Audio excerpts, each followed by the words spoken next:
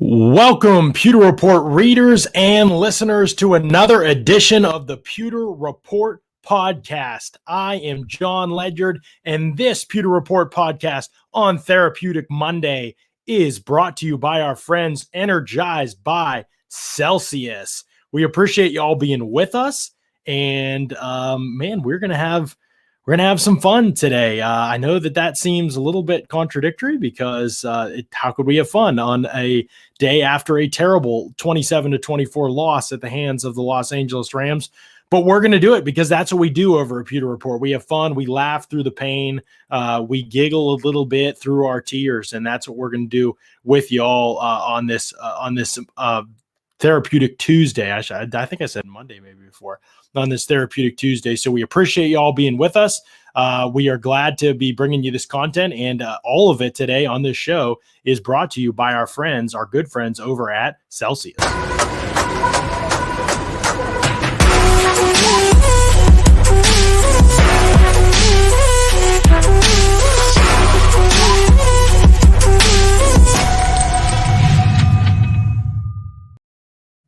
Stay active and energized all day long with Celsius by your side. Celsius powers active lives every day with essential functional energy. We're different from other energy drinks because we focus on movement. When combined with exercise, our formula is clinically proven to boost your metabolism and help you burn body fat.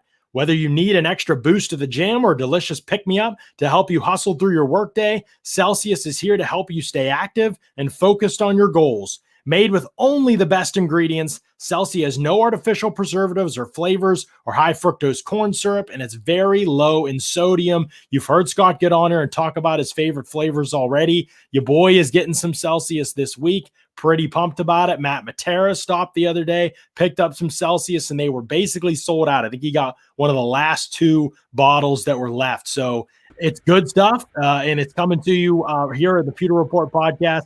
And we are talking Celsius, and we are talking it up. And there's Mark Cook. He has joined the show, and he has his Celsius. What flavor is that, Mark? This is the grapefruit. Oh. Sparkling grapefruit. I have a case of grape that I also ordered. Kind of like the grape. Yeah. Scott gave me the sparkling grapefruit to try, too. None of it's bad. It's all pretty good. Yeah, Scott, I think the orange, Scott was saying, is his favorite. I'm going to try the wild berry. I think that's the one that I've got my eye on right now. But I'm looking forward to the Fuji apple. That's the one that I'm waiting on. That's the one that I want Fuji to try. apple. I think an apple one would be pretty good. A sparkling apple. That's one we got to try. Justin Johnson kicking it off today, and he is sending a $5 contribution over for a new camera for Mark Cook. Justin Johnson, thank you. We appreciate the contribution. Why is it that the current Bucs running backs look like lobsters wearing oven mitts in the passing game? Appreciate all you guys do, bringing great content. Appreciate you as well, Justin. It is pretty wild, Mark. There is just, I don't know what to even say at this point about the Bucs running back room because it is just so atrocious in the passing game. And it's not like they didn't see this as an issue before the season. They did. They went out and they got people, and it just has been a really poor group of players that they went out and got Leonard Fournette. Now, LaShawn McCoy can't even get on the field. This Keyshawn Vaughn won't be giving him opportunities after he struggled early in the season with a couple drops and the fumble against the Bears. So it is hard to figure out what the answer should be for this passing game. Some people have said put Antonio Brown in the backfield. That might work situationally, but at the end of the day, there's not a lot of answers on this roster. It's something they're just going to have to try and get more out of the guys that they have right now. Well, they had an answer. His name was Dare Ogunbowale. Mm-hmm. He was that guy last year that he wasn't a dynamic guy, but he caught the ball. He was pretty good in pass protection, and for whatever reason, they deemed expendable this year when they signed LaShawn McCoy and brought in Leonard Fournette. And anyway, I'm still wondering, why they did that. But anyway, I think they may be wondering now at this point why they did that as well. Again, Dark, it wasn't an explosive. He isn't Le'Veon Bell out of the backfield. He's certainly not, James Wilder of old out of the backfield for the Buccaneers. But he was a dependable pass catcher. He didn't drop many of them, and he he can make that first guy miss a lot of times and have enough wiggle to maybe get a first down. First thing you got to do, John, is you got to catch the damn ball. I mean, Yeah. in this nonsense, Bruce saying, well, they didn't have time to develop. Look, man, let's just admit the facts. If the ball hits you in the hands, catch the ball. I mean, we talk about that with the receivers all the time. It's no different with running backs. I don't care if Tom Brady didn't place it perfectly. I don't care if there was a backside pass rusher putting pressure on Brady and he had to throw the ball sooner than he wanted to. The ball hits you in the hands, catch the damn ball. And the Buccaneer running backs just can't do that. 3 drops from Leonard Fournette. We've seen Ronald Jones not see the field for 2 or 3 quarters at a time after 1 drop. Don't understand it.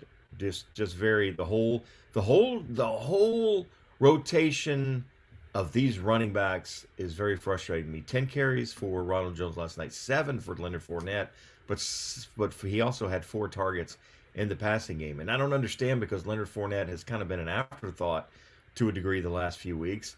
Don't understand why all of a sudden they thought he was going to be an effective running back and a receiver last night. But anyway, they did, and it didn't pay off. Well, what was crazy is after the 3 drops, they're running plays out, and they're like designed to go to Leonard Fournette. I mean, they're trying to get Leonard Fournette the ball. It's just hard to understand what the process is there when you have the guys they have on offense, and B, just the fact that Fournette just has not played well, period. I mean, it's just at some point you just got to say, okay, this guy, we got to move away from him and not try to target him as much and not try to get him involved as much. And it just doesn't seem to be something that goes through their mind very often. So appreciate that question, Justin. I wish we had better answers for you because there really is just none. It's hard to understand why this is the situation with this running back room. I mean, we haven't even talked about how bad they've been after the catch because they can't even secure the catch. So there's not even – we can't even get there. So there's a lot to unpack, and it'll be a big focus of our offseason coverage for sure. Appreciate everybody who's jumped in and the show we've got going on here.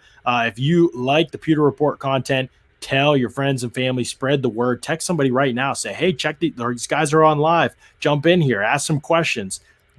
Join us on this Therapeutic Tuesday as we move past, as we bury this Bucs loss and we move past it and start to look forward to a game against the Chiefs in a week. So tell people, subscribe, the Pewter Report podcast, Pewter Report TV. Show us the hearts and the thumbs up, and we appreciate all that, and the super chats. Keep this thing going. They can get Mark a new camera. They can keep us going in the right direction on this podcast. So we really appreciate those contributions as well, especially now that we're going live 4 days a week. Those contributions are really helpful for us as we try to keep up our end of things on the content side. So good questions so far. We'll get to some of these as well that you guys have offered here for us today. Is about the fans. It's about you all being able to vent out and talk, and we'll give you as much information as we can as we try to answer your questions or just observe your criticisms, share in your criticisms. As I said earlier, we laugh through the tears on this show. Charlie Abraham's a good comment here. The short passing game outside of those outside screens, which weren't that creative either, nothing that could act as an extension of the running game to help keep the offense on schedule. I felt like the need maybe to clarify some things when I talked about the Bucs schematically just being kind of archaic in what they do. Some of the issues are just the fact that this offense tries to do everything vertically in a league that is kind of easier to stop vertical stuff if you're not being threatened horizontally. So you have a situation, just look at the other night, even when they're completing short passes, receivers release vertically and they turn around and come back to the ball. When that happens horizontally, typically what you have is those outbreaking routes on the outside, which are fine. They're a little bit tougher to hit, but it's a fine thing to have in the offense. But rarely do you have some drag routes or mesh routes across the middle of the field or things like that, or rubs with 2 receivers at the line of scrimmage, which they did one against the Panthers and the wheel to Mike Evans that they hit for a first down. And so, I mean, there are glimpses of things like that. The early in the Bears game, the first drive, Giants game, first drive, you saw something like that, but there's very little horizontal attacking of a team and using pre-snap leverage. So if receivers are, giving outside shaded defensive back, being able to attack across the middle of the field and use that leverage to their advantage, that helps create easy separation and easy throwing windows. Everything that's short and underneath has typically been contested in this offense because it's hard when you're vertically based. They are just waiting for you to break back to the ball or turn and run with you vertically. There isn't a lot of things to open corners' hips and keep them guessing. We've mentioned and bemoaned the lack of slants in this offense. It's just difficult to run an offense and be successful consistently, creating separation and things like that if you have no horizontal aspect to your offense. Think about the Packers game and the Raiders game. Some of the best things they did were deep crossing routes across the middle of the field. Again, horizontal stuff. So we've seen it, but we haven't seen it the last few games. And so it's been really frustrating that it hasn't been a part of their offense, because I think it's really key in the NFL in 2020. You have to be a little bit horizontally based with your passing game, and the Bucs just really aren't at all for the most part. I told you a few weeks ago, John, and I wrote about it again in the most disappointing. The Bucs aren't going to win a Super Bowl with Byron Leftwich as the offense coordinator. I just don't have any confidence in him whatsoever. He gets out coached. He gets out of a rhythm. He doesn't know what he wants to do from week to week.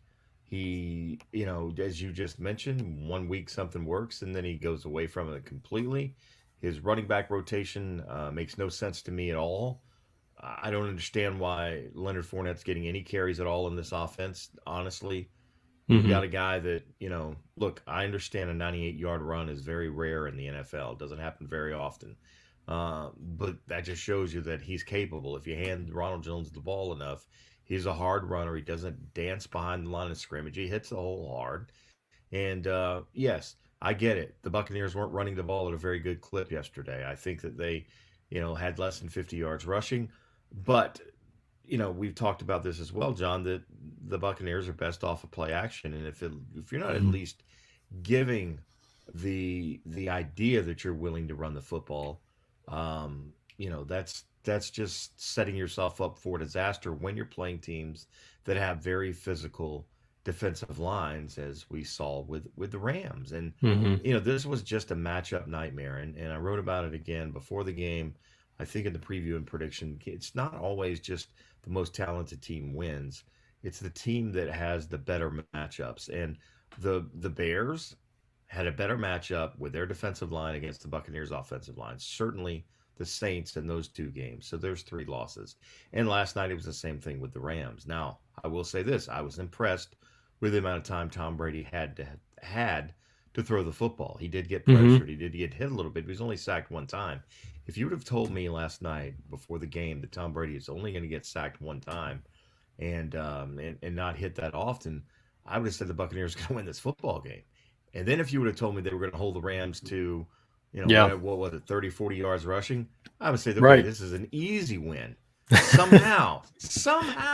And wait, and then if you would have told me Tom Brady was going to have the ball in his hands with 1:54 left, a first down on the 34-yard line, and 1 timeout down by 3, I would have definitely told you were going to win the football game. Yet Tom Brady, inexplicably, whatever the word is, I'm going to use an expletive because I'm so frustrated. I tried to hold it in. I don't understand Tom Brady's decision to go deep to Cam Brate right there. That was just dumb. That's dumb. That would be dumb if Jameis Winston did it. It would have been dumb if Justin Herbert did it. It would be dumb if Taysom Hill did it. It's certainly dumb for a 20-year veteran right there, knowing the situation that they just need a field goal to keep the game going, a touchdown to win it. You've got plenty of time. You don't have to make a desperation throw like we saw Derek Carr did when there was 11 seconds or whatever it was after Patrick Mahomes took the lead in that game on Sunday night. I mean, he had to take a shot down the field. All right, it was a big deal. Tom Brady did not have to do that. Why Tom Brady did that, I'm still just perplexed because it makes no sense to me at all. And if you are going to take a shot like that, John, why in the hell are you throwing it to Cam Brate? Why is that the guy that you think is going to split coverage and get behind a safety and a cornerback? It's Cam Brate. I love Cam Brate. Cam Brate is not a fast guy. I don't get it at all. Makes no sense at all. I'm just beyond. I asked Bruce about it and he says, well, I guess you're going to have to ask Tom. Well, okay, I guess we will. Right. I mean, he said as a bad read is bad everything by him. I mean, he was, honest about that, but he always says that, too. But I have to see, again, we didn't, I complained about this to my wife last night when we were watching the game, but one of the things that just drives me crazy is how is it a primetime game and we do not get good replay review? Like, just show us a replay where we can see the whole field. Like, that's all I ask. So now I have to wait for all 22 to come out because there's no good replay for us to be able to see this thing. But yeah, I mean, it was just a terrible throw. I mean, it was a terrible decision for sure. I just don't know what led to it. That's what I'd be interested in seeing. What did it look like before the end result that we all see? So I mean, there's a lot that goes. You can watch the all 22. You can watch an all 44. You can watch an all 100. John, you are not going to make sense of that throw at all. You're just not, because there's no reason. There's no excuse from that other than Tom Brady got greedy at that point. And you can't be greedy 20 years in the NFL when you're down by 3 with 2 minutes left and a timeout in your back pocket. You had just moved down the field on the drive before. Even on that drive, I mean, they had a 9-yard gain on first down or 7-yard gain and 12-yard gain. I mean, they were moving fine. I mean, his throw to Chris Godwin, the play before, two plays before that, was a really good throw. You know, tough, tight coverage, and he laced it in there. And, you know, it just, again, it's a rhythm thing, man. It just didn't seem like there was any rhythm last night. I mean, you could see the frustration. Even the pass that got batted back at him and he chucked it to Evans. I mean, that was kind of just a frustration move. You know what I mean? Like, it just, that's the thing with me when I watch Tom Brady. You remember this, and I was talking about it with Scott yesterday on the podcast. When I went back and after the Bucs signed Tom Brady, when I went back and watched his tape in New England last year, I was like, there's no arm strength concern. And we've all seen that this season. I hope that narrative's died out now. There's no arm strength concern with velocity, no velocity concern with Tom Brady.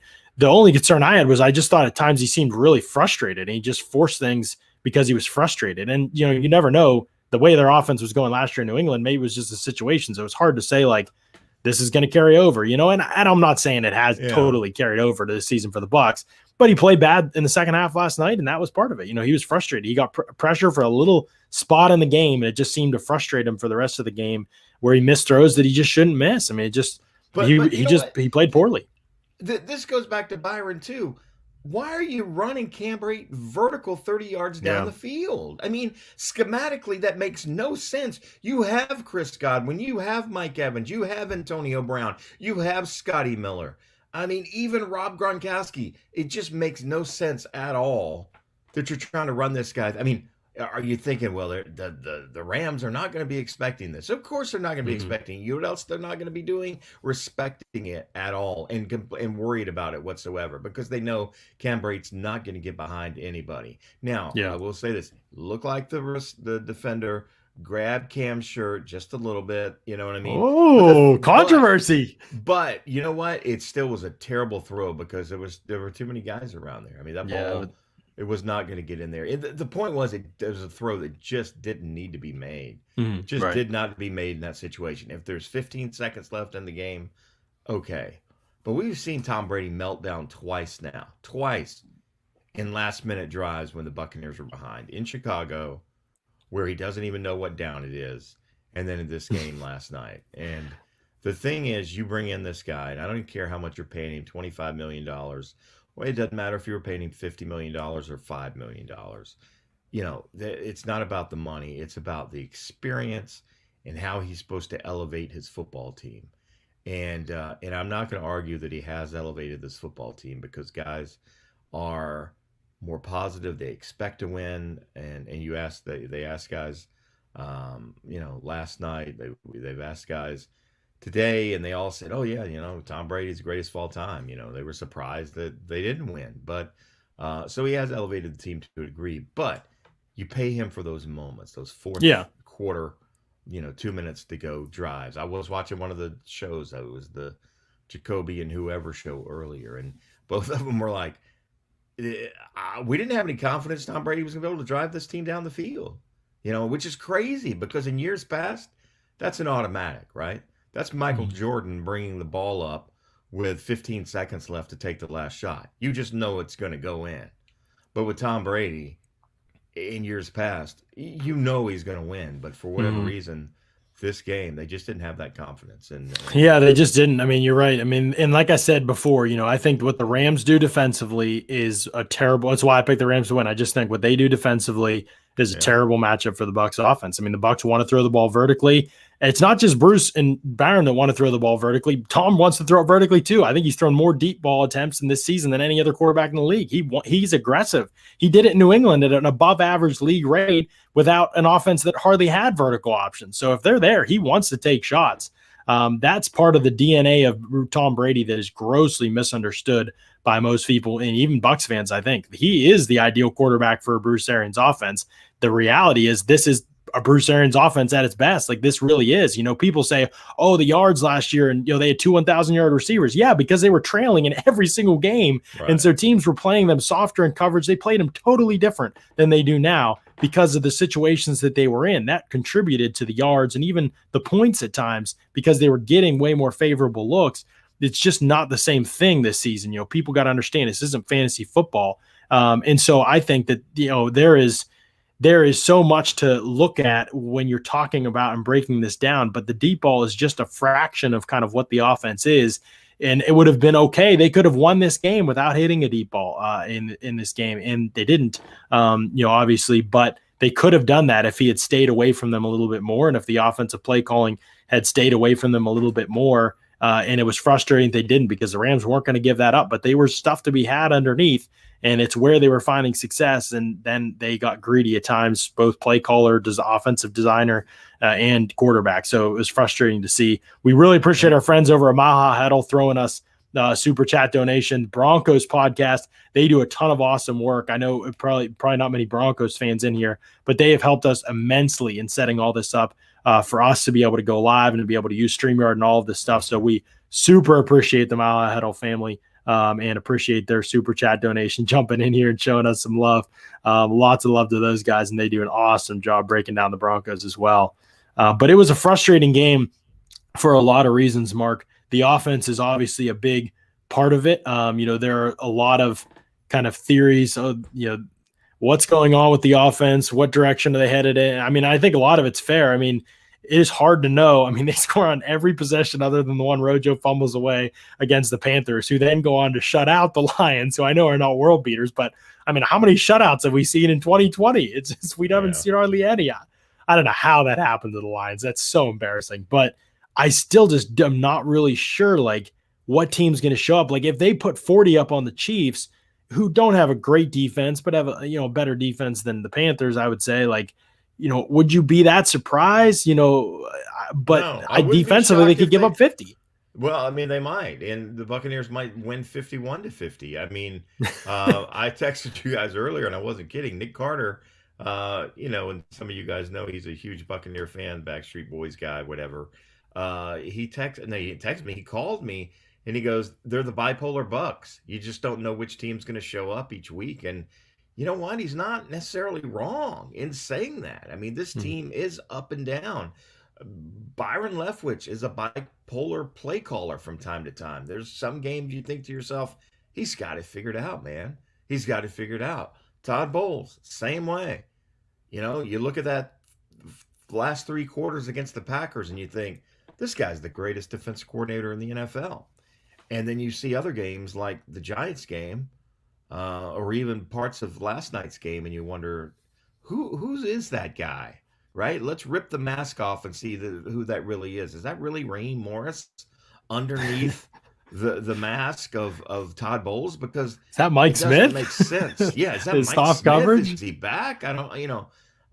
It just Nick's not wrong, man. This is a bipolar team, and he said, I'm calling it right now. They'll beat the Chiefs. I said, in all honesty, before I picked the Buccaneers to win, I probably felt a little bit better about them beating the Chiefs based on the fact that the Chiefs have lost to the Raiders. Should have probably lost to the Raiders again. The Buccaneers pretty much dominated the Raiders.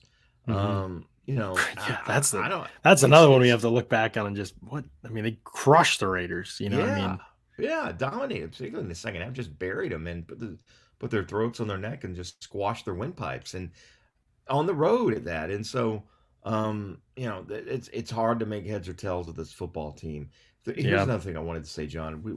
And I'll let go on the offensive side of things. But we heard all off season and into the early part of the season, it's going to take a while to get on the same page. It's going to take a while for the receivers and Brady to get on the same page. Tom Brady is worse today as far as being on the same page with the receivers than he was in the first 5 weeks of the season, which should be the exact opposite. And then you start wondering why. Is that because Antonio Brown's here taking snaps away from Scotty Miller when he was developing some chemistry with Scotty Miller? I don't understand it. I mean, Tom Brady's deep ball percentage, what is he, one out of his last 13 or 15, something like that? Worse than that after last night, but yeah. Yeah, I mean, he should be better, not worse. He threw 2 balls last night where he did not give his receivers an opportunity to catch the ball. One to Mike Evans, which was basically out of bounds, and he threw one to Rob Gronkowski. Same thing. I mean, Rob Gronkowski made a great catch, but there was no way for him to get his feet in bounds. I mean, again, give these guys an opportunity. What is going on? I don't even think they were there last night. I wouldn't have even thrown them. I mean, I just don't think the deep ball were there. Right. I think the one to Mike Evans wasn't bad. And the one to Gronk, he had one-on-one coverage there at least. Yeah. The one on Gronk was not even that long of a pass. It was just kind of an arcing pass. But I mean, I think about the one to AB off AB's fingertips. That was actually a pretty good throw. Yeah. And so that was the only one though. But you're right. The one to Evans was at least solo coverage. But then later, their Evans right sideline. That was when things started maybe unraveling to me. Like they were driving. Yeah. They were driving. It should have been intercepted, right? They were driving and they're near midfield and they had scored their last 2 drives and they had a chance to score there before half. And the Rams end up getting the field goal. But on first down, they take that shot and they take a shot from midfield every single game. Every team knows it's coming. I mean, it's just so frustrating. I know that's a normal shot place, but they take it on first down from midfield every game. If you go back and look, I mean, they are constantly, everybody knows. And it's just not there, but everything's vertical on that play. And so he's trying to give Mike Evans a chance to make a play. And so I just don't get it at all. And then they throw the screen for a yard. Screens have been real great for this off. I mean, just horrible. I just don't understand the play call. The 2nd and 10, you got just outside of scoring range, 2nd and 10, it's got to be a money call. Like you got to have one of your best ones. You got to score on that drive. And they're in 3rd and 9. And he tried to fit it between 2 guys and never got a replay of it. It looked like Godwin maybe had a chance to dig it out. I'm not sure what he saw, and I'll have to go back and look on that one. But those 3 plays were huge, I thought. And then the Rams got the ball. They went down, got a field goal. They came back, and they were just kind of in control after that. And so I thought that was a big chance for the Bucs to be able to score. But you're right. I mean, deep ball accuracy wasn't there. I don't know if that even would have mattered tonight because there was hardly anything open on the deep ball. To me, it was just like a waste of plays when there was stuff. I mean, they were clicking when they were throwing underneath stuff. We've seen Mike Evans make those catches on those deep balls when there really isn't a lot there, where it doesn't appear he's open. That guy thrives in that situation. We haven't seen it a lot this year, but we have not seen it really at all. Ask every Buccaneer fan since 2014. You give Mike Evans an opportunity. You know what I mean? You're talking about a guy who's 99% of the time going to be a mismatch for a cornerback. And if he's one-on-one, you give him that opportunity. Now, you can't throw in a double coverage. That's stupid. But if there's an opportunity there, you go let Mike, Mike tends to make those catches more often than the easy ones, right? When he's wide open, he'll have those drops. He doesn't drop the ones where he has to go up and box out and fight a guy. I don't. I'm not going to beat him up too bad for trying to throw that ball. But here's another thing. How about the Buccaneers just damn bad luck on that last drive the Rams had right before the half? Whereas if they would have let the receiver run 2 more yards before they tackled him, they never would have got up and spiked it. You know what I mean? Right. It's definitely luck, Gosh, it's just luck there. I mean, you don't. People are like, "What unbelievable clock management by the Rams! Unbelievable!" I'm like, "This is completely luck." If they lay on him one more second, they get out of the half fine. Yep. I mean, they should have made the tackle. Don't get me wrong. Winfield blew the tackle on the screen, but it was luck. I mean.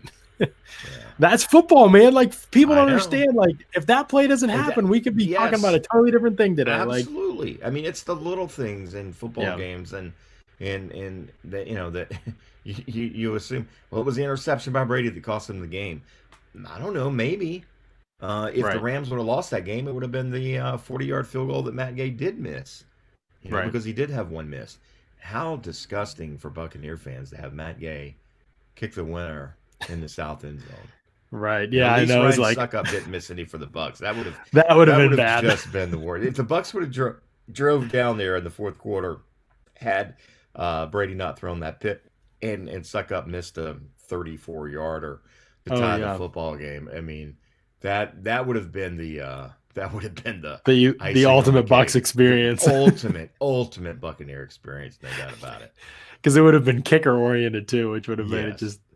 I yes, mean, that was thought was going through my head. It was racing through my head if right. they were to be able to get in position. But okay, we got to talk about the defense too. I want to talk about some of this, some of the struggles on that side because, I mean, we have kind of the focus on this game has been so much the offense, and I get it. I mean, like I said, I understand completely, but I just think, man, there is just so much bad happening on the defensive side of things. The offense, they could go off anytime, for X amount of points. But defensively, they've just been reeling for weeks. I know the second half against the Panthers was better. Some things were better in the second half against the Rams, but I said this to Scott last night. I mean, the Rams missed a field goal. They really just some of the play calling. What was the 3rd and 8 run when they were down there near the red zone in complete control, Yeah. throwing all over the Bucs at the end?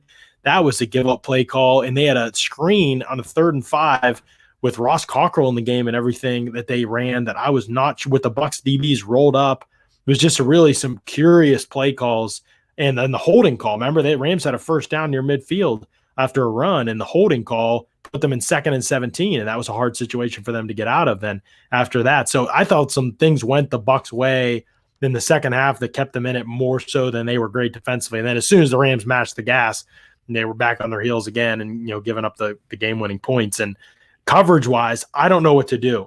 Somebody tweeted to me today, Mark, and they said, if you're Todd Bowles, how do you stop Patrick Mahomes? And I haven't replied to the person. Not because I don't want to, just because I have no friggin' clue. I don't know what you do. I mean, it's Pat Mahomes, so and Andy Reid. So what are you going to do? But you can't blitz. I mean, how you can't blitz him that often? Like, I mean, I'm not sure. I mean, you have to play way more too high coverages, first of all. There's no question about that, which they're not going to do. They just haven't done it all year. I mean, you obviously can't sit in the zone defense, but I'm not trying to act like Sean Murphy Bunting and Jamel Dean or Ross Cockrell are great.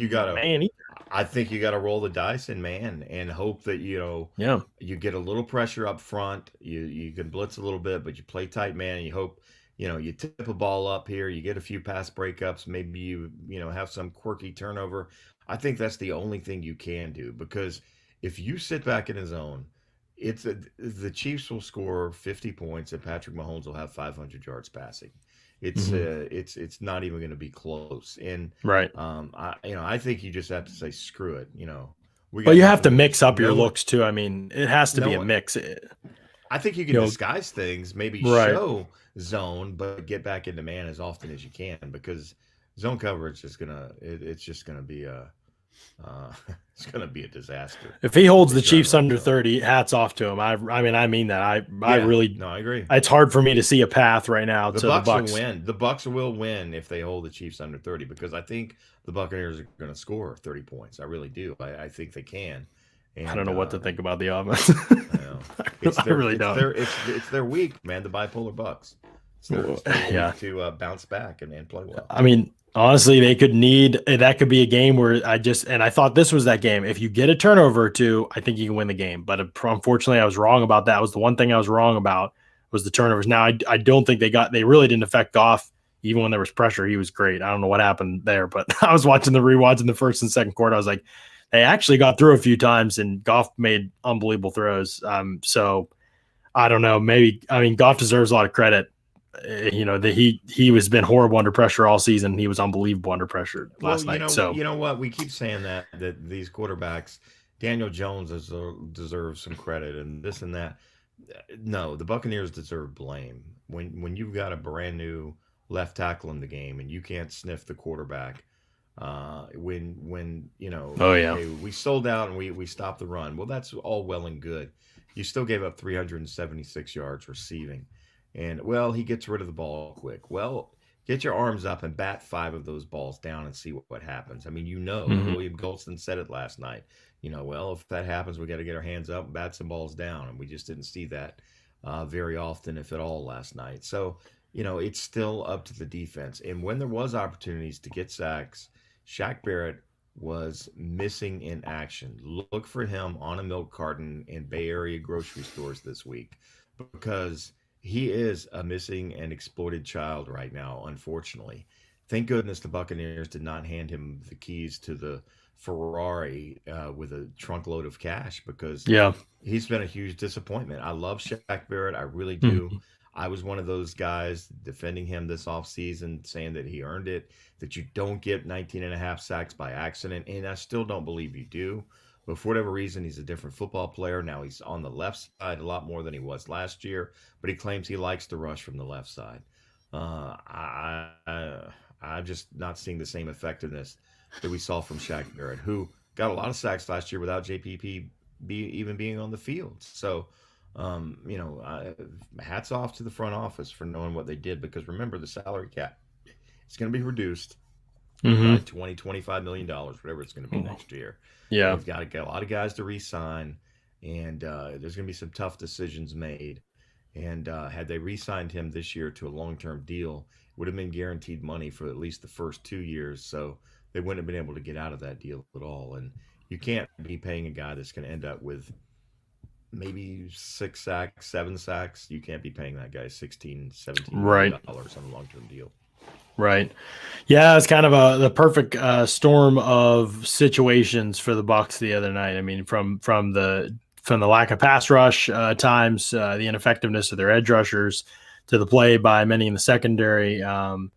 Tough time. They could have really used an insurance policy like Briar Greaves. That's what they really could have used, Mark. I don't know if you are aware of this, but it's there's still a few hurricanes forming in the Gulf, and so people need to make sure they remember to renew their insurance policies and review them as well. Call Briar Greaves Insurance, which is family owned and has served the greater Tampa Bay area for 30 years for your home, auto, boat, life, commercial, and flood insurance needs.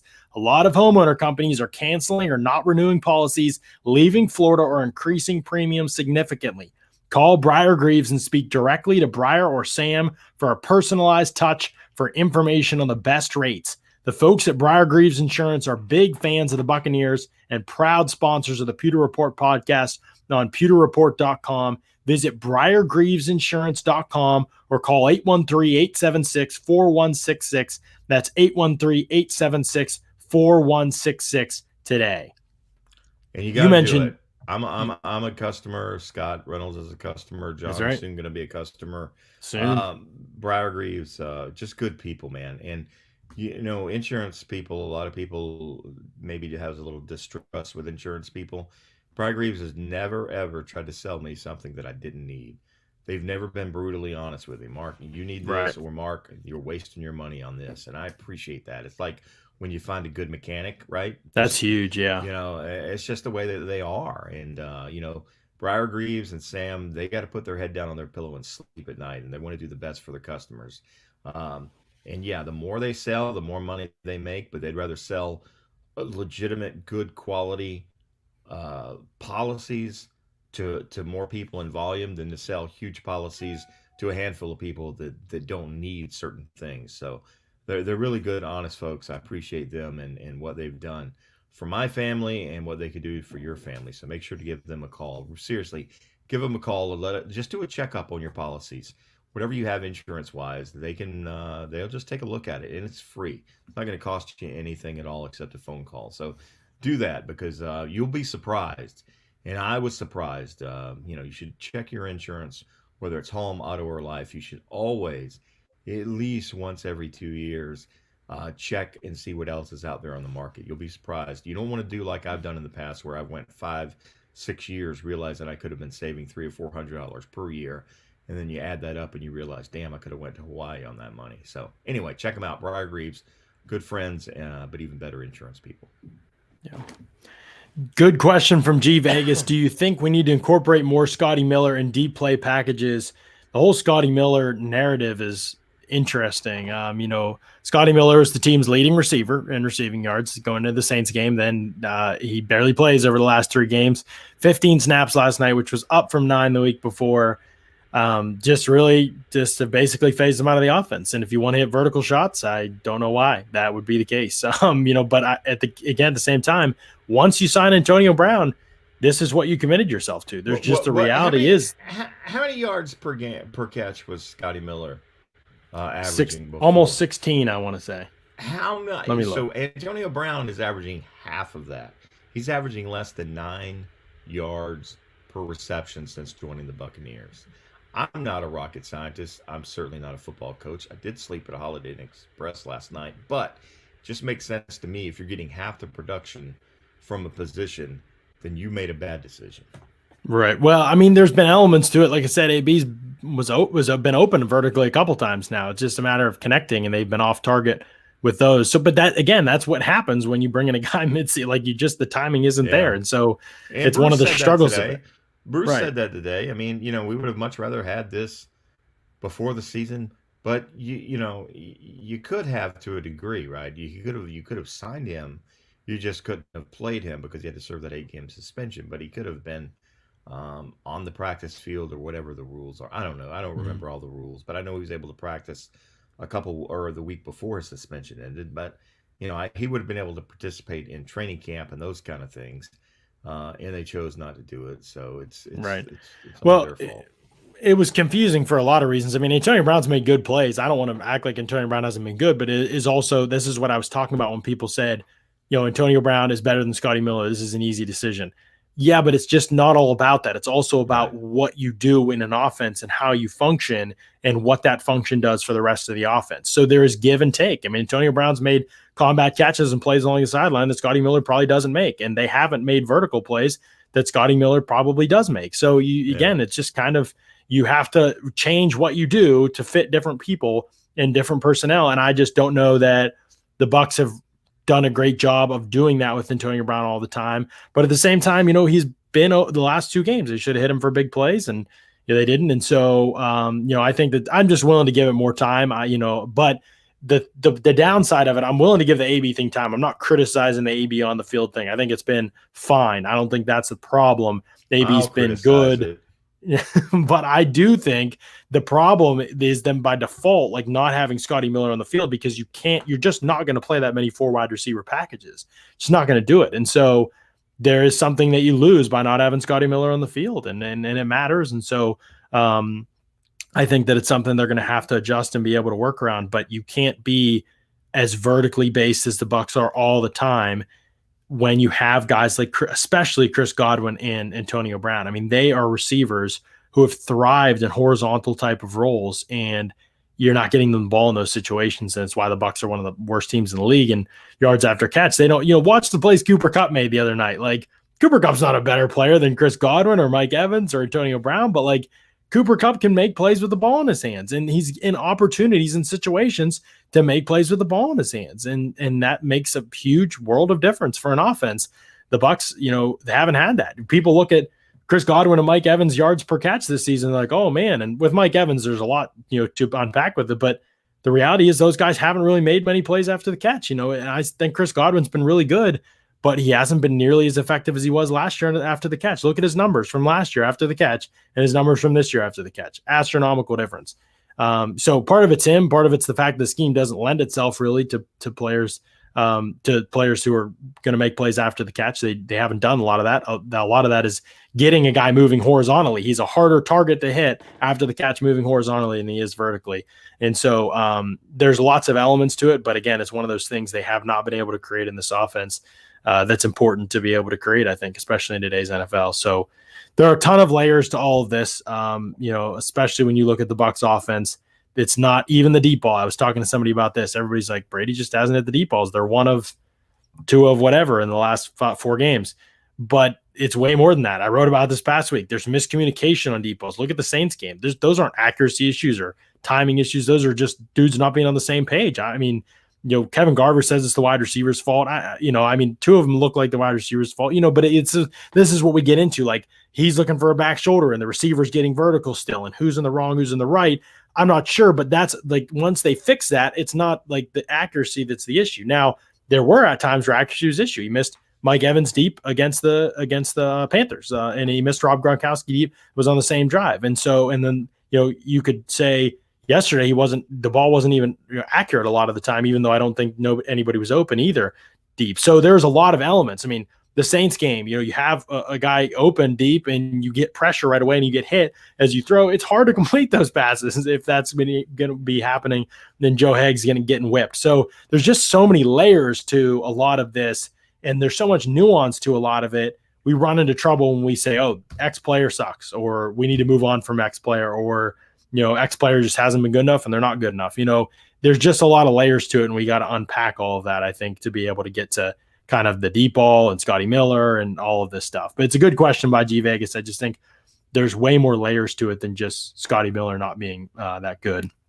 So we've covered a lot of ground on this podcast. We've answered a lot of questions. There's questions about 2 running back sets. I don't know if that's maybe a joke because I want no running back sets. What are no running back sets? Can we choose that as an option? I would love that option. If I could smash publish on that option, I would do it. There's a lot to talk about with this offense and a lot to talk about with this defense. We're going to keep doing that tomorrow on the podcast. Scott and I will be on here. We will be on here at 4 p.m. live. We're going to break the Chiefs and the Bucs down in depth. If you listened to last week's podcast previewing the Rams and the Bucs game, you probably had a great idea of what was going to happen in this game, what to expect in this game, schematically, and the result as well, and the process, all of it. So I would just encourage you, if you're a big Bucs fan, make sure you're tuning in and you're telling your friends and family about this Chiefs Bucs preview podcast tomorrow at 4 p.m. Pewter Report podcast. Check it out, Pewter Report TV on YouTube. Make sure you're subscribed. You got that bell, you get the notifications, so you don't have to try and remember, oh, hey, wait, they're live. I missed jump on here, comment, chat with us. We're going to have lots of good information, data, stats, some tape stuff that we've seen on this matchup, because it's going to be a very interesting matchup with the potential to be very fun, where I thought, the Bucs Rams was going to be a little bit of a defensive grinder. I think this one has the potential to be a little bit more of a wild game, and we'll see if the Bucs can come out on top. We break all that down tomorrow at 4, and then we're off the rest of the week. So enjoy the holiday after that, and we'll have a lot of fun. Wait, we're not going to do a Thursday Turkey Day edition? No Turkey Day edition, no Black Friday podcast either. We're going to let people enjoy their holiday. Guest on Thursday. Come on. No chance. I tried. They said there's no options to come on as a guest on Thanksgiving. And I said, most people want to skip Thanksgiving and go right to Christmas, but people, are pushing back now. And I appreciate that, honestly. Are you one of those people, Mark, listen to Christmas music like in October? This year, yes. Not normally. Normally I'm very rigid, but it's 2020. There's no rules. As my dad said once when he and my son were chatting and we were over in his backyard, and he jokingly said he was going to jump in the pool and go skinny dipping. And my son said, "You can't do that." And my dad said, "Why not? My pool, my rules." So that's kind of the way I look at life. You applied that to Christmas. I applied that to Christmas. I'm a skinny dip. No, I'm not going to skinny dip on Christmas. But you know what? There are no rules. 2020 does not count. I turned 50 this year, but no one was there to hear it. It's like when a tree falls in the forest. If it doesn't make a sound, it didn't happen. Nobody celebrated my birthday. So You're still 49. I'm still 49. So this year, you know what? Yeah, I've been listening to some Christmas music. Megan's already got the entire house decorated in Christmas other than the tree. As soon as they start selling the trees, we'll be picking one of those up. So what the hell? I don't care. I'm that guy this year. Next year I'll go back to be normal. You heard it here first, folks. Thanksgiving. As soon as I get the coronavirus vaccine. And by the way, let's get real political real quick. Here we go. Just give it to me. I was arguing with my nurse at my doctor's office. She says, well, there could be issues down the road. I said, it doesn't matter. I'm old. I'm going to die anyway. But we know there's going to be issues if I catch corona. So just give me the vaccine. I'll take my chances. So there's your daily dose of cook politics. I won't even charge you extra for that. So I don't know how that's a political take, but you're probably right. Somehow that it is, since everything's a political take these days. Yes, people will be arguing about it as soon as we get off this podcast. Yeah, they're probably already about to light up the mention, so let's get out of here. Tomorrow, 4 p.m., Scott and I will be on talking Chiefs Bucs. We'll preview that one for you and all the key stats and matchups that you need to know in that game, and then off the rest of the week. And we'll be on after the Sunday game. We'll be on breaking it all down. We'll be back after that Chiefs game. So It's going to be some fun stuff. So stick with us, and we appreciate y'all tuning in to another edition of the Pewter Report podcast. My pool, my rule.